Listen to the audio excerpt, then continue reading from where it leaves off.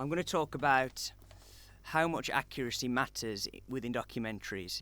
Accuracy is important to any kind of documentary, especially a documentary like The Falling Man. With a sensitive topic like 9/11, you need to represent everyone as comprehensively as possible. I turned to my computer and I typed, hey, are you there? Meaning, are you at work? He worked for Bloomberg LP. And I was going to give him a heads up not to go downtown. While still maintaining a certain level of apathy. 106th floor, there's a lot of smoke, I'm scared. I couldn't process that information. I was like, 106th floor of what building? Accuracy can be argued to be less important to documentaries like The Missing 411, which is made up of a high percentage of speculation regardless. You must go into it and continue to have an open mind, as is the nature of any kind of mystery, because there is no answer to what they're investigating. So therefore, you've got to hear out all areas of discussion. When you look at some of these cases, you have to consider possibilities with which we are really uncomfortable. You know, as a rational society, we're uncomfortable thinking about what else could be out there. But some of these situations are so unusual, you have to think beyond the bounds of what's normal, what's a normal explanation for this. You still need to represent people's stories as honestly as they were told to you, as they will still carry some emotional weight. He goes, Ileana, you don't understand. There are people jumping from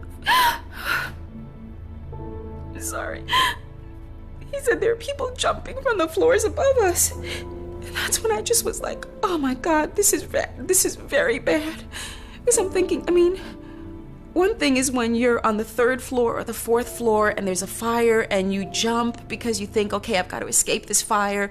And you think, well, I might survive, I might get broken legs or broken back or, but these people are jumping to their deaths. A documentary like Indie Game is a different beast, as it's being told as the events at the time unfolded, rather than being looked back upon.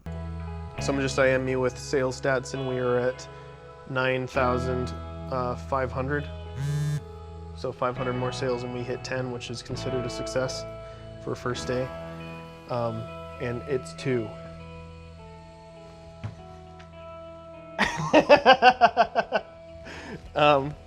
So yeah, there's a chance that we can get between 15 and 20,000 sales today, which will be a huge, huge success. Not record-breaking, but still really amazing. In the past 10 hours, Super Meat Boy has grossed more than I've made in the past 6 years combined.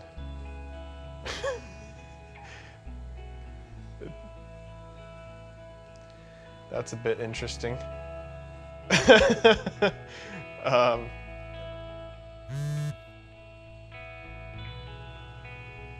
don't know, it's just surreal. I wish Tommy was here. As you can see, the people involved are telling everyone watching directly what is happening and how they're feeling about it, in a totally honest and on-the-spot way. Impartiality is better than having a connection to the topic yourself, because it could mean less obstacles. As you're listening firsthand to someone's experience, just like the audience, this is most apparent in Falling Man, as the interviewer is uncovering different layers of the victim's identity. I talked to the coroner's office in New York. I asked them for a count of how many people jumped that day. And what the woman from the coroner's office said was, nobody jumped that day. They were blown out. They were forced out. We don't say that they jumped. Nobody jumped. That just made me feel that there was just something going on that was not familiar American territory about dealing with tragedy. There were just things about that day that you weren't supposed to say, you weren't supposed to see, you weren't supposed to talk about. And for me, that resistance wound up centering on and attaching itself to Richard Drew's picture. Genoa was not alone in his curiosity. Representing different views or feelings towards a topic is good to do when both are valid, like in indie game. Here they share both creators' feelings about their tireless work effort. I guess a typical day for me at this point in development is usually I wake up around 4:30 in the afternoon because I've gone to bed at like 9 or 10 or 11 the morning before.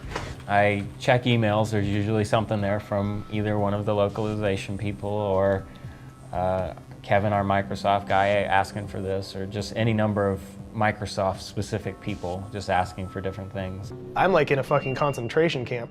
Like, I'm not allowed out and I'm stuck. I have to work until it's done, and if it doesn't get done, I'm fucked. So that kind of, no pressure. If you can't get the work done, then the past 2 years are basically worth nothing. No pressure. We got a call from Kevin saying, we're gonna do this thing called the Game Feast, the Xbox promotion, like the fall of arcade. And he said, if you wanna get in, you have to have the game done in a month. We're like, whoa, because we weren't anywhere close to being ready at all. And he's like, do you think it's possible? And Tommy was just like, yeah, well, we'll just shoot for it. And if we miss it, we miss it, but if not, whatever. And he's like, well, if you miss it, we can't launch until February. I'm like, oh, like Tommy doesn't have any money and we're running out of money. And it's just like, we have to do this now. Like, we have to do this. Respecting your interviewee's privacy is important, and even more so if the subject is personal or just tough to talk about. This definitely can't come at the expense of getting the answers or story you're after. It's got to be balanced. Late one night, wandering around Times Square, Cheney came across a poster of a missing man in a white jacket. I had this instant sort of recognition. I thought it looked like the man in Richard Drew's picture. He looked an awful lot like him. And I almost doubted myself. I said, how is it possible that I would do all this work and then chance upon a poster in Times Square? The number led to Milagros Hernandez. She and her family had pinned hundreds of posters across New York, desperate for any news about her brother, Norberto. He worked at Windows on the World. I asked her if she and her family had seen the picture in the newspaper. She said yes. And I said, did you think it was your brother? She said yes. I said, well, I'd like to tell his story. Milagros was eager that Cheney come with her to her brother's funeral and meet Norberto's family. But they were incensed when they discovered that a journalist was there. I was standing there, crying, praying. I believe I turned back. I see a man with a photo. My aunt, I believe she called me over,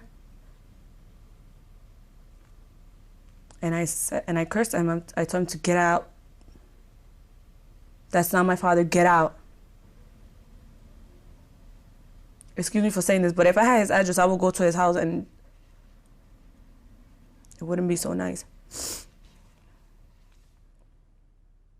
But some members of the extended family did identify Norberto as the falling man. Privacy is a non-issue in the style of documentary that indie game is in, for the most at least. Obviously the people involved don't want to be delved into personally or when it comes to their business. So everything is literally being told straight from the source, and they'll just not say what they don't want to. What's the worst case scenario for you? None of this happens. We don't get to actually show the game at PAX or do anything about it for extremely complicated legal reasons. My former business partner, with whom I started Polytron, left the company about 6 months ago. And ever since, we've been in a kind of nasty divorce. And if everything isn't settled, we can't do anything. We can't show it. We can't be at PAX and show the game and release our new trailer and things like that.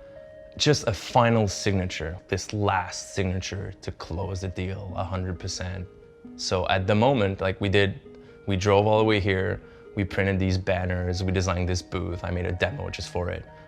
There is still a chance that I'm just gonna stay in my hotel room the whole time and not be able to do any of this. Thank you very much for watching.